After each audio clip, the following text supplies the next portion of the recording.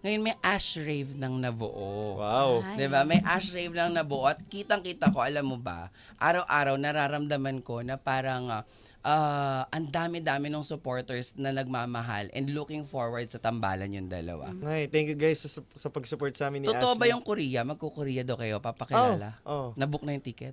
Oh. Nilibre mo siya? Oo. Huh? Wala siyang babayaran. Ay, grabe. Talaga? Green Wala, flag. Bakit ganun? Bakit naman, ba't naman may pag-book ng ticket agad at may pa-Korea trip Siyempre, agad? para sure na. Hindi. Actually, nagplan nun yung mama ko eh. Gusto niya na pumunta akong Korea kasi para ma-meet ko yung mga kapatid ko. Tsaka yung stepdad ko. At makapag-bonding kami dun sa Korea. Tapos sabi niya kung may gusto daw ako isama ko. Sabi ko si Ashley na lang. Pinaalam mo siya sa parents niya? Opo. Paano? Sabi ko po, tita, pwede ko po bang isama si Ashley sa Korea? Kasama po namin yung mama ko tsaka yung family ko. At hindi po namin siya papabayaan. Tapos pumayag naman po. Pinagpaalam ko po siya sa mga ate niya, mama niya, mga tito niya. Wala na. Naloka na yung mga tao sa YouTube at saka sa Facebook natin. Buti na lang may tiwala po sila sa akin. At saka, hindi ko naman talaga papabayaan si Ashley. Gusto ko lang na sumaya siya doon. At makapag-bonding sila ng family ko. Kasi gusto kong ma-meet niya yung mga kapatid ko.